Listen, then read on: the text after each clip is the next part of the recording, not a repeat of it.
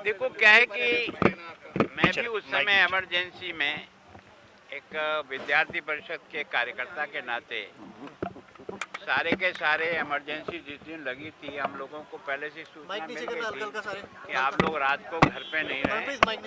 तो मैं घर से निकल गया था कि अपने को गिरफ्तारी देनी नहीं है, जहाँ तक हो सके बच कर रहना और आंदोलन का संचालन करना है।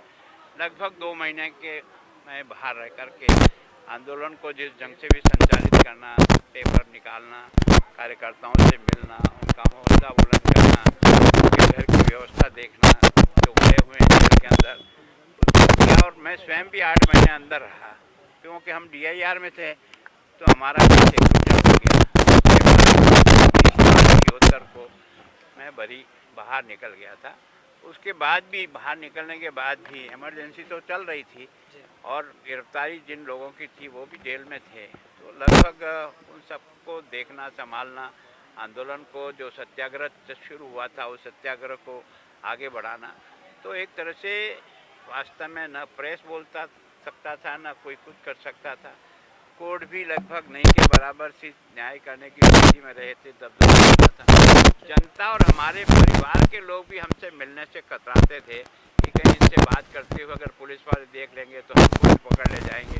तो एक तरह से सारा का सारा एक तरह से एक संपूर्ण देश जैसे कोई सांप सूंघ गया हो ना, इस प्रकार की। लेकिन उस समय भी नानाजी देशमुख का जैसे नाम लिया था, उन्होंने आंदोलन का संचालन किया, सत्याग्रह शुरू हुआ और उधर मुजीब रहमान जो है ना, जिसकी हत्या हो गई थी बांग्लादेश में। उसके बाद सरकार को समझ में आया कि कोई न कोई पागल इसी तरह का कोई भी कार्रवाई कर सकेगा, तो उसके बाद थोड़ी सी सख्ती में ढील दी। बाकी तो पहले तो जितना परेशान कर सकते थे उतना परेशान किया। लोग जो बाहर रह गए उनके परिवार को, उनके धंधे को चौपट कर दिया, उनके बच्चों को परेशान किया। रात भर जाकर के घरों की सर्च करते थे, ढूंढते थे। तो एक तरह से परिवार को भी सब तरह से तोड़ने की कोशिश की और दबाव ये था कि आप लोग माफ़ीनामा लिखो तो हम आपको छोड़ देंगे।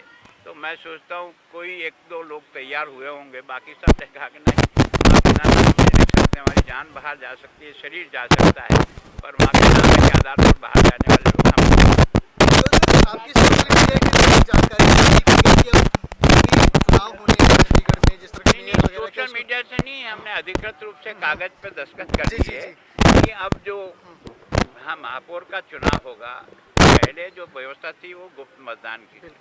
उसमें अनुभव ये आया है कि व्यक्ति अपने से इधर से उधर जा कर के किसी भी लालच से या कोई प्रभाव से, भगवान जाने, वो इधर से उधर जाता था। तो उससे लोगों को बहुत निराशा होती थी कि जिस पार्टी से चुन के आए हैं और दूसरी पार्टी को जाकर वोट दे रहे, तो चाहते कम से कम हाथ खड़ा करेगा तो इतनी सी संख्या में कम से कम मीडिया में कैद तो हो जाएगा कि किसने किसके पक्ष में हाथ खड़ा किया। तो कम से कम इतनी शर्म तो आएगी उसको कि मैंने जिस पार्टी से आया हूँ मैंने उसकी क्या खिलाफत की है या क्या की है। और इधर उधर जाएगा तो कम से कम पब्लिक में इतना डैमेज हो जाएगा कि भी जिंदगी में वो चुनाव लड़ने की उसकी क्षमता नहीं रहेगी। चंडीगढ़ कांग्रेस ने प्रोटेस्ट किया सर कि संविधान हत्या दिवस क्यों मना रहे हैं। मैं सोचता हूँ कि वो इसको ठीक तरह से किताब पढ़ ले। तुम भाग्यशाली लोग उसमें मजे खा रहे थे, अगर तुम भी हमारी तरफ से जेल में होते ना तुम्हें समझ में आ जाता लोकतंत्र की हत्या क्या होती है। आज